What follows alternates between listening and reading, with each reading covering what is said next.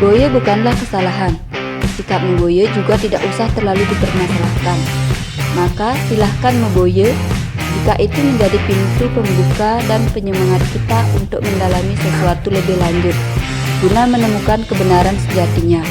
Tetapi jangan pernah Meboye jika Anda tidak mempunyai ulasan dan alasan yang lebih logis untuk tidak mempercayai isi konten video ini. Ini adalah video tentang opini, analisa, dan sudut pandang yang kemungkinan bisa sama atau bahkan jauh berbeda dari apa yang Anda pikirkan. Maka hargai perbedaan dan silahkan tulis sudut pandang Anda di kolom komentar. 9 perbedaan tersebut. Yang pertama adalah satu, masalah teologi ketuhanan. Masyarakat Hindu di Bali, etnis Nusantara di Bali pada khususnya, kita meyakini bahwa Tuhan itu adalah bersifat tidak berwujud, nirguna Brahman. Sedangkan di masyarakat kesadaran Krishna atau dalam paham tafsirnya Srila Prabhupada ini menyatakan bahwa Tuhan itu adalah sesosok yang berpribadi, personal God. Nah, hal kedua yang menjadi pembeda yaitu kedudukan Sri Krishna. Kalau masyarakat Hindu di Bali, kita mengetahui bahwa Krishna ini menjadi atau dikenal sebagai salah satu dari 10 awatara yang sudah dan akan muncul di kehidupan ini ya. Itu muncul dari Sri Wisnu atau Narayana. Itu yang kita pahami selama ini dari pelajaran-pelajaran dari semenjak sekolah dasar.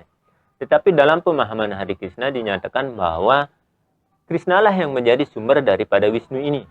Ketiga, perbedaan ketiga yakni kedudukan para dewa. Dalam pemahaman Hindu Nusantara, etnis Bali khususnya menganggap bahwa para dewa ini adalah ekspansi atau perbanyakan dari Brahman. Tetapi dalam penjelasan Srila Prabhupada dalam ajaran Hare Krishna, nah ini yang menjadi pembeda, berpendapat bahwa para dewa itu tergolong makhluk hidup atau jiwa yang terpisah dan diberikan wewenang oleh Tuhan untuk menangani urusan material dunia fana. Nah, perbedaan keempat yang saya rangkum adalah pengertian tentang moksa. Dalam pengertian moksa atau mukti di masyarakat Nusantara, kita tahu secara umum diartikan sebagai peleburan, di mana sang jiwa itu akan menyatu kembali kepada Brahman. Nah ini. Tetapi dalam pemahaman Hare Krishna dikatakan bahwa moksa itu adalah ketika sang jiwa kembali kepada kedudukan dasarnya sebagai pelayan kekal di kerajaan Tuhan. Pelayan kekal daripada Tuhan di dunia rohani. Nah, lantas perbedaan nomor 5, yakni pemahaman tentang alam material. Hindu pada umumnya, etnis Bali khususnya juga percaya bahwa alam material atau dunia ini adalah hayal, tidak nyata alias palsu. Sedangkan dalam paham Hare Krishna, dunia material ini adalah nyata. Namun keberadaannya sementara karena ia diciptakan dan dilebur berulang kali.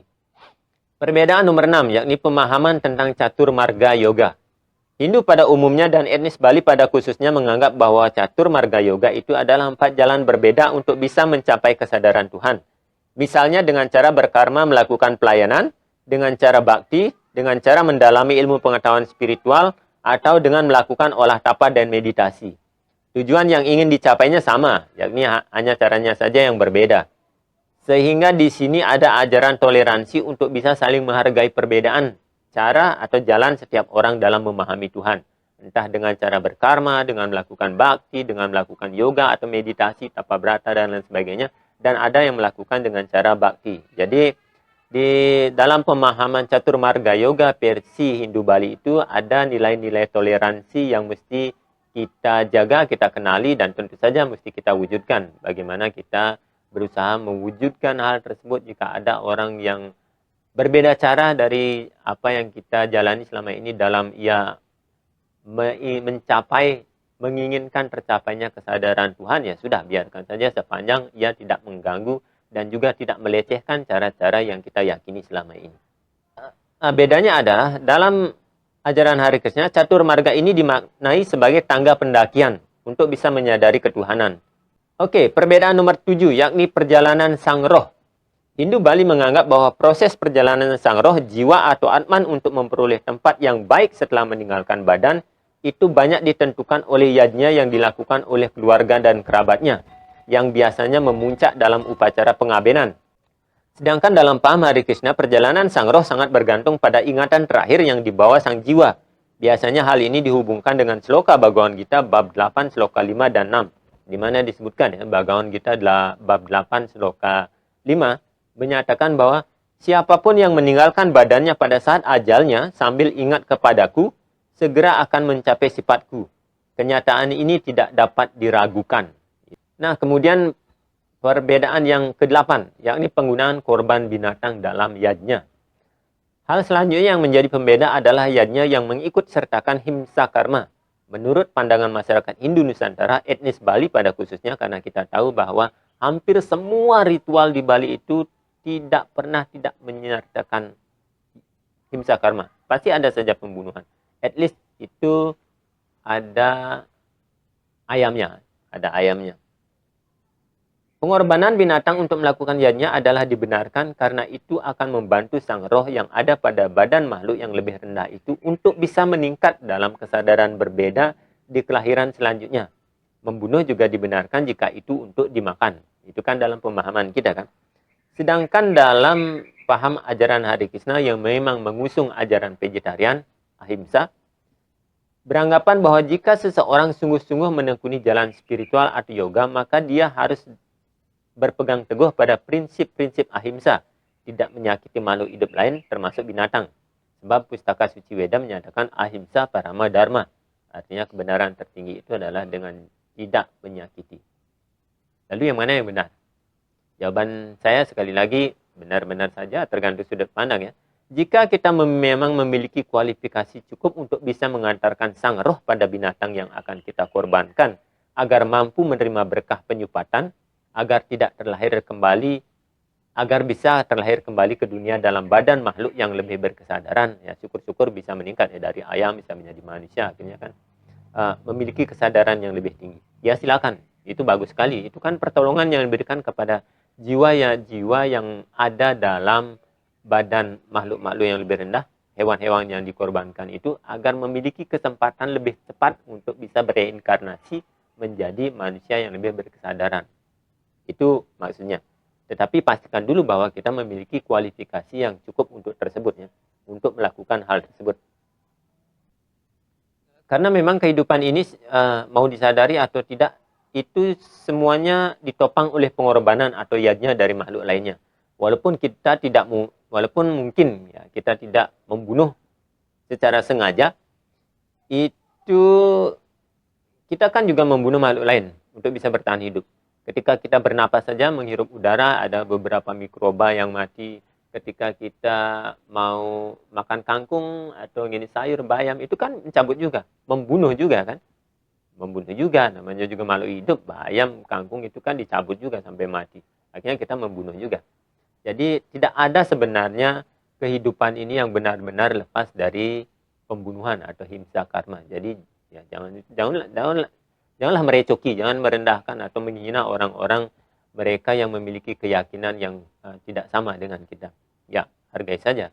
Yang penting itu jalurnya yang benar, tidak dipakai poya-poya. Misalkan dipakai hobi, memancing, tapi tidak dimakan, hanya dibunuh begitu saja.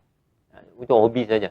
Atau menembaki burung-burung, hanya untuk hobi saja, untuk melatih kecekatannya. Itu biasanya, mohon maaf ya, memang agak keliru. Tetapi kalau ya dimakan, kalau memang tidak ada pilihan sama sekali untuk makan dan Anda harus makan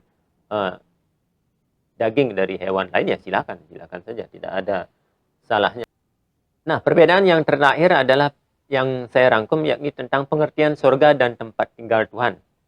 Hampir semua orang Hindu berpikir bahwa swarga loka atau alam surgawi adalah tempat tinggal Tuhan, kekal abadi dan penuh kebahagiaan. Tetapi dalam ajaran Hare Krishna, swarga loka adalah salah satu susunan planet di alam semesta material ini. Karena itu alam surgawi bukanlah alam yang kekal, tetapi sementara saja. Karena alam surga bagaimanapun juga akan terkena peleburan atau pralaya.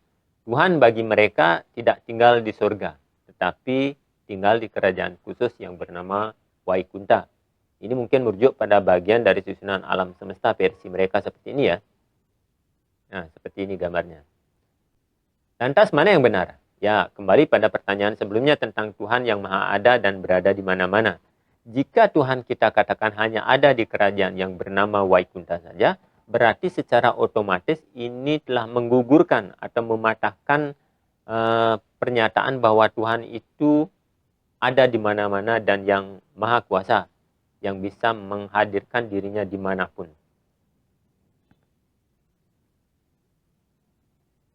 Artinya ini mematahkan, telah menggugurkan konsep bahwa Tuhan itu ada di mana-mana dan ia yang maha kuasa. Artinya jika ia benar-benar maha kuasa, tentu saja ia bisa menghadirkan dirinya dimanapun ya. Tidak hanya di Waikunta Loka, tetapi di seluruh alam semesta yang ada di bumi ini.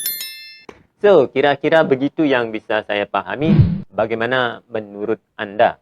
Apakah dengan ke-9 perbedaan yang coba saya rangkum ini, paham Hindu Bali dengan ajaran Hare Krishna yang dibawakan oleh Srila Prabhupada itu masih bisa diramu, dikolaborasikan sehingga menjadi warna yang bagus?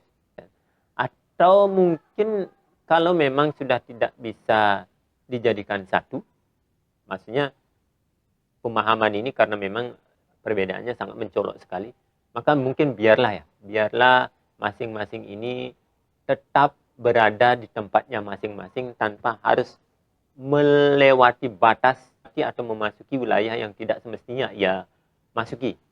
Artinya begini, ketika ajaran Hare Krishna ini masuk ke Nusantara, kan sudah ada sejarahnya di video saya pertama, itu dibawakan oleh Srila Prabhupada pada tahun 76 ya, 76 apa 73 ke Jakarta, kemudian ada ajarannya, buku-buku cetakannya terus disebarkan sampai akhirnya surat Kejari di tahun 84 itu muncul tentang peredaran itu. Artinya kan lebih duluan Hindu Bali itu ada di Nusantara dengan konsepnya seperti yang sudah saya uraikan 9 tadi. Jadi pendatangnya ya mengikuti aturan yang sudah ada di tempat tersebut. Kalau memang tetap mau berada di sini, kan begitu. Idealnya demikian. Logisnya demikian. Jadi kalau memang Hare Krishna tetap mau diterima sebagai bagian daripada Hindu, karena memang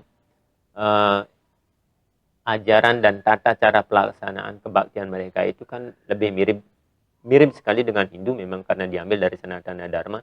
Kitab-kitab dan mantra yang dipergunakannya juga adalah kitab-kitab yang bersumber daripada Weda, jadi otomatis mereka adalah Hindu.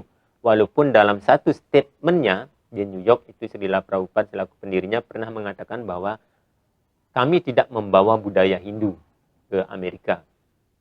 Ya, karena jika dikatakan sebagai saya membawa Hindu, padahal di sana adalah basisnya orang-orang Kristiani, yang kita tahu bahwa agama Kristen adalah agama misi, tentu saja sudah ditolak pada awalnya, tidak bisa berkembang. Jadi ini hanya bahasa politis saja pada waktu tersebut, tetapi nyatanya ajaran Hare Krishna itu memang lebih condong, lebih mirip, hampir 90% itu ajarannya adalah ajaran yang serupa dengan Sanatana Dharma atau cikal bakal daripada Hindu. Dia tidak mungkin dikeluarkan kemudian disuruh masuk ke MUI misalkan atau PGI untuk gereja, kan tidak mungkin. Untuk di Hindu ini, untuk di Nusantara ini.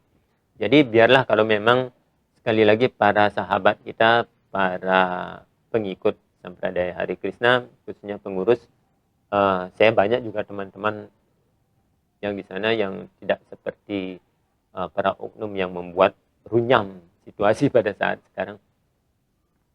Ya, mesti dipikirkan bagaimana kalau memang tetap mau demikian, aturannya sudah jelas saya kira dari masyarakat Hindu di Bali.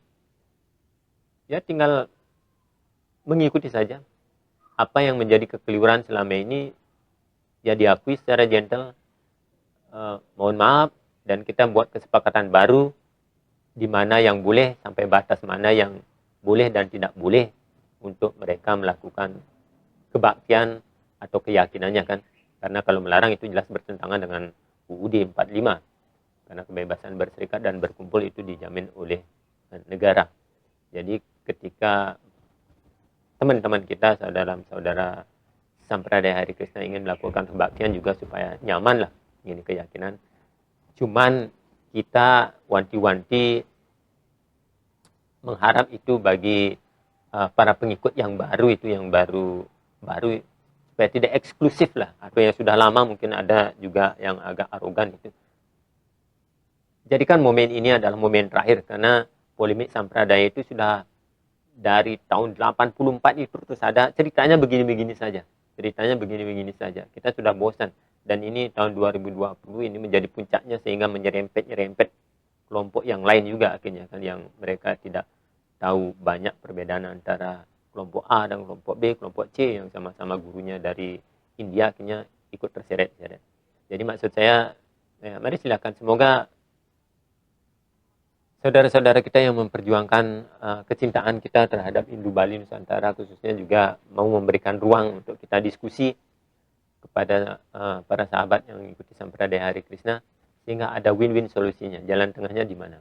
Pasti ada. Masih kita mau duduk bersama, saya yakin 100% akan ada jalan terbaik untuk kita kembali bersama membangun dan membuat Hindu ini berjaya kembali.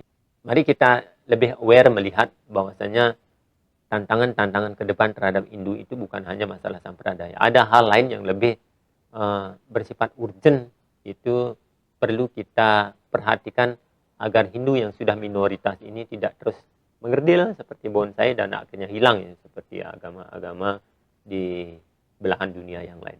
Saya khawatirnya ada oknum yang membuat kita konsentrasi pada pecah belah ini, dan mereka menyusup masuk menguasai Bali. Ini lebih akan bahaya. Kita lihat berapa persen sekarang umat Hindu di Denpasar. Jangan konsep-konsep Bali dalam genggaman itu menjadi kenyataan. Saya tidak rela Bali didudukin oleh orang lain. Saya orang India, tapi saya mau Bali tetap dimiliki oleh orang Bali. Dari segi apapun. Dari segi apapun. Luar biasa. Bali harus dipimpin oleh orang Bali. Di Bali sebenarnya tidak ada masalah kalau muncul seorang pemimpin yang bisa merangkul semuanya, mengajak duduk di satu meja. Ini kan selalu saya bilang, ayo duduk di satu meja. Kemudian, tolong mari kita jangan memusuhi India. Jangan memusuhi orang India. Samberdaya yang dibawa dari India, yang hari ini dirusak oleh oknum-oknum, samberdaya itu sendiri di India kan belum tentu harmoni. Kalau di India juga kalau ada oknum-oknum yang merusak tata adat, cara budaya satu tempat yang sudah mengental seperti Bali, samberdaya itu tidak diterima. Tapi jangan kesalahan oknum 1-2 orang di samberdaya itu kita memusuhi India. Apa salah India terhadap Bali? Apa salah India terhadap Indonesia? Ini kan kita khawatirnya ada politik di sini yang ingin memecah belah, seolah-olah masyarakat Bali membenci India. Berapa banyak dokter profesor yang mengajarkan di perguruan-perguruan tinggi kita dapat ilmunya dari India. Memang Weda dari mana? Kata-kata Hindu dari mana? Yang ingin saya garis bawahi dalam hal ini bahwa negara menjamin umatnya, masyarakatnya beribadah sesuai dengan agama dan kepercayaannya. Menjamin loh. Jadi sebenarnya kalau dia beragama Hindu tapi dia ikut salah satu sambardaya, dia ibadah di rumahnya, monggo. Yang saya pesan, pengaruh sambardayanya jangan dibawa keluar. Pengaruh sambardayanya jangan mempengaruhi orang. Pengaruh ajaran sambardayanya jangan merusak adat, istiadat, kebiasaan orang-orang umat Bali yang sudah dilakukan ratusan tahun. Kawan-kawan Hari Rama Hare Krishna beribadahlah sesuai dengan sambardayanya, di tempatnya dengan damai, dengan nyaman. Kalau keluar menyebarkan cinta kasih, keluar menyebarkan perdamaian, persatuan. Jangan mempengaruhi, mensakralkan, mengajak kawan-kawan yang sudah juga kokoh di ajarannya. Ini terjadi di Medan. Ada oknum-oknum tertentu terlalu fanatik dengan sambardayanya, masuk ke rumah ibadah kita, bahkan menjelek-jelekkan dewa-dewa lain. Waduh. Ini kan sangat disayangkan. Sayangkan.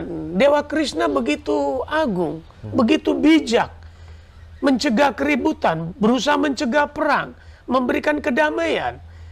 Bahkan kalau kita lihat pesan-pesan, ingat loh, pesan-pesan Sang Krishna yang disimpulkan menjadi 700 pesan, yang menjadi 700 sloka dalam Bhagavad Gita, hari ini sakral di Indonesia, bahkan ada Utsawa Dharma Gita. Jangan karena kesalahan segelintir orang, oknum-oknum, Iya. ya, oknum-oknum tertentu, kita membenci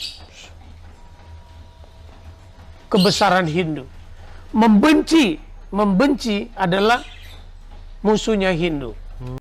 Demikian renungan dan sharing saya untuk video kedua ini. Silakan nanti para sahabat yang mempunyai pandangan yang lain tulis komentarnya di kolom komentar. Jangan lupa subscribe, like, dan share. Terima kasih. Ini adalah video tentang opini, analisa, dan sudut pandang yang kemungkinan bisa sama atau bahkan jauh berbeda dari apa yang Anda pikirkan. Maka, hargai perbedaan dan silahkan tulis sudut pandang Anda di kolom komentar.